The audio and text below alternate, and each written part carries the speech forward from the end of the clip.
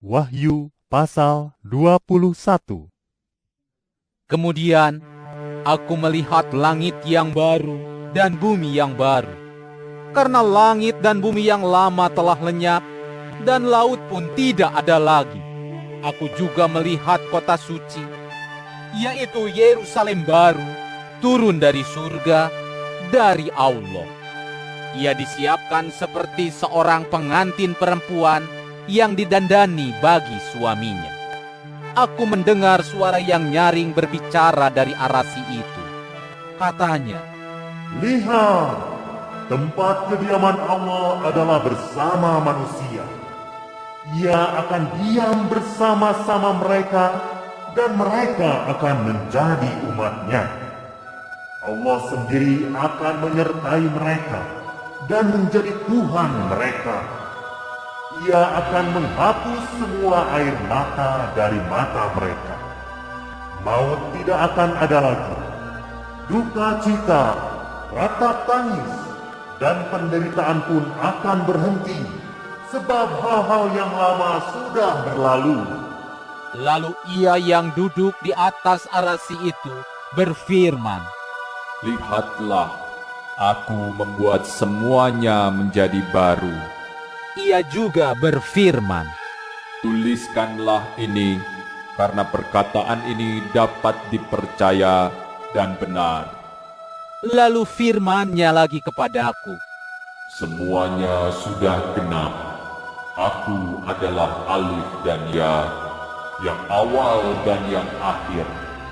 Orang yang dahaga akan kuberi minum dengan cuma-cuma dari mata air yang memberi hidup. Orang yang menang akan menjadi ahli waris dari semua ini. Aku akan menjadi Tuhannya, dan ia akan menjadi anakku. Tetapi orang-orang yang penakut, yang tidak beriman, yang keji, para pembunuh, orang-orang cabul, ahli-ahli sihir, penyembah berhala, dan semua pembohong akan dimasukkan ke dalam lautan api dan belerang yang menyala-nyala. Itulah kematian yang kedua. Kemudian datanglah salah satu dari ketujuh malaikat yang memegang ketujuh cawan berisi ketujuh malapetaka yang terakhir itu. Ia berkata kepadaku, Marilah, aku akan menunjukkan kepadamu pengantin perempuan, yaitu mempelai anak domba. lalu di dalam ruh dibawanya aku ke atas sebuah gunung yang besar dan tinggi. Ia menunjukkan kepadaku Yerusalem, kota suci itu, turun dari surga, dari Allah, penuh dengan kemuliaan Allah. Kota itu berkilauan seperti permata yang luar biasa indahnya, seperti batu yaspis, jernih seperti kristal. Kota itu dikelilingi tembok yang besar dan tinggi dengan 12 pintu gerbang. Pada ke-12 pintu itu ada 12 malaikat. Di atas pintu-pintu itu tertulis nama-nama ke-12 suku Bani Israel. Di sebelah timur ada 3 pintu gerbang, di sebelah utara 3 pintu gerbang, di sebelah selatan 3 pintu gerbang, dan di sebelah barat juga 3 pintu gerbang. Tembok kota itu mempunyai 12 dasar, dan di atas dasar-dasar itu ada 12 nama, yaitu nama-nama ke-12 rasul anak domba itu. Dia yang berbicara dengan aku mempunyai tongkat pengukur yang terbuat dari emas untuk mengukur kota itu, pintu gerbangnya dan temboknya.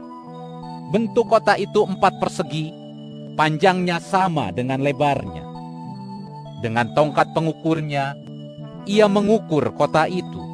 Panjangnya kurang lebih 12.000 stadia. Panjangnya, lebarnya, dan tingginya sama. Ia mengukur juga temboknya 144 hasta menurut ukuran manusia, yang adalah ukuran malaikat juga. Temboknya terbuat dari batu yaspis. Kota itu sendiri terbuat dari emas tulen sejernih kaca. Dasar-dasar tembok kota itu dihiasi dengan segala jenis permata.